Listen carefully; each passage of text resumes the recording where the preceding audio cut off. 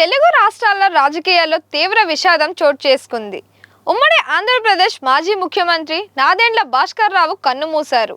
గత కొంతకాలంగా వృద్ధాప్య అనారోగ్య సమస్యలతో బాధపడుతున్న ఆయన ఓ ప్రైవేటు ఆసుపత్రిలో చికిత్స పొందుతూ తుది శ్వాస విడిచారు. ఆయన మృతి పట్ల తెలుగు రాష్ట్రాల సీఎంతో పాటు మంత్రులు, ఎమ్మెల్యేలు, రాజకీయ సినీ ప్రముఖులు సంతాపం వ్యక్తం చేశారు. ఉమ్మడి రాష్ట్ర రాజకీయాల్లో కీలక పాత్ర పోషించిన నాదెండ్ల ప్రస్థానం ఎంతో ఆసక్తికరంగా సాగింది. 1935 జూన్ 23న నాదెండ్ల భాస్కర్ రావు గుంటూరులో జన్మించారు. ఉస్మానియా విశ్వవిద్యాలయం నుండి BA LLB పట్టా పొందాడు. 1958లో ఆయన లలిత భాస్కర్ రావును వివాహం చేసుకోగా ఇద్దరు కుమారులు ఉన్నారు. ఒక కుమారుడు నాదెండ్ల మనోహర్ కూటమి ప్రభుత్వంలో పౌర సరఫరాలు, ఆహారం, వినియోగదారుల వ్యవహారాలు మంత్రిగా కొనసాగుతుండగా మరో కుమారుడు వృత్తిరీత్యా న్యాయవాదిగా ఉన్నారు. ఇక 1978లో తొలిసారి విజయవాడ తూర్పు నియోజకవర్గం నుంచి కాంగ్రెస్ తరపున పోటీ చేసి ఎమ్మెల్యేగా గెలిచారు. చెన్నారెడ్డి ముఖ్యమంత్రిగా ఉన్న సమయంలో మంత్రిగా పనిచేశారు.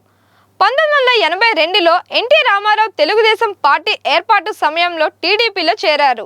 1983 ఎన్నికల్లో గుంటూరు జిల్లాలోని వేమూరు నియోజకవర్గం నుండి టీడీపీ తరపున పోటీ చేసి గెలుపొందారు.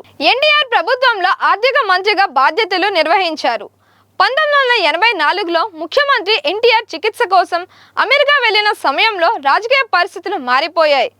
ప్రతిపక్షంలో ఉన్న కాంగ్రెస్ పార్టీ కేంద్ర ప్రభుత్వ సపోర్ట్తో తన వర్గ ఎమ్మెల్యేలతో కలిసి ప్రభుత్వాన్ని ఏర్పాటు చేశారు.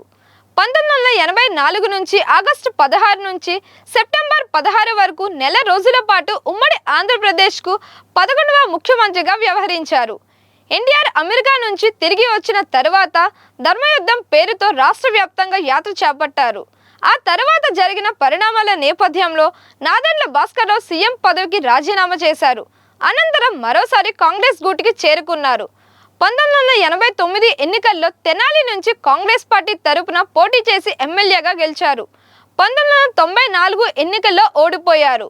1998లో ఆయన ఖమ్మం ఎంపీగా పోటీ చేసి విజయం సాధించారు.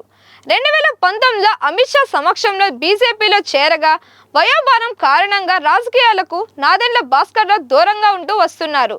Please like, share and subscribe to Disha TV.